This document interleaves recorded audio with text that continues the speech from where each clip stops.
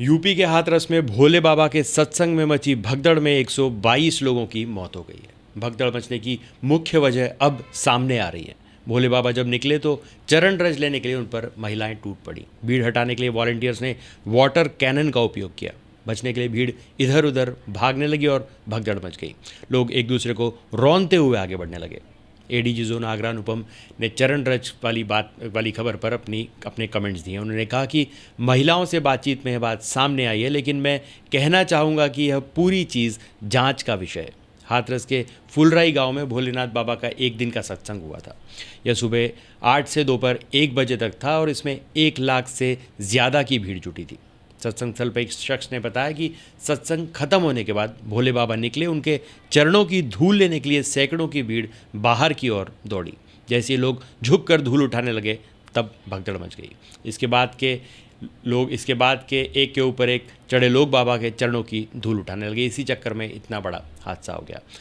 प्रत्यक्षदर्शी हीरालाल बताते हैं कि जैसे ही सत्संग समाप्त हुआ, हम वहाँ से अच्छी तरह से निकलकर बाहर रोड तक आ गए थे। कोई दिक्कत नहीं थी, सब सही सलामत चल रहे थे। फिर अचानक भीड़ का रेला इकट्ठा हो गया। उसमें कुछ मोटरसाइकिलें भी थीं। इसमें महिलाएं और बच्चे संभल नहीं पाए। मेरी बच्ची सड़क पर गिरी और फिर वो उठ नहीं पाई।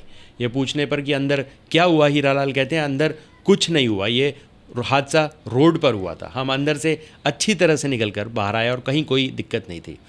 बाहर सड़क पर भीड़ का रेला कहाँ से आया कुछ पता नहीं।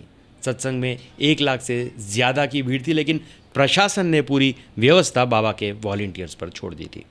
वॉलंटियर्स इतनी बड़ी भीड़ को संभाल नहीं पाए। लोगों के मुताबिक खेत में सत्संग था। हाईवे के किनारे नीचे गड्ढे थे। खेत जुटा हुआ था। पानी की वजह से कीचड़ भी मचा हुआ था। इस वजह से लोग वहाँ से भाग नहीं पाए। अब इस पूरे मामले पर 5 बड़े सवाल खड़े हो रहे हैं। 1.5 लाख लोग जुटे और पुलिस प्रशासन कहाँ था? इजाज़त देते वक्त लोगों की संख्या का ध्यान क्यों नहीं रखा गया? हाईवे के किनारे के कार्यक्रम की इजाज़त क्यों दी गई? पुलिस ने बाबा के प्राइवेट सुरक्षा कर्मियों के सहारे व्यवस्था क्यों छोड़ दी?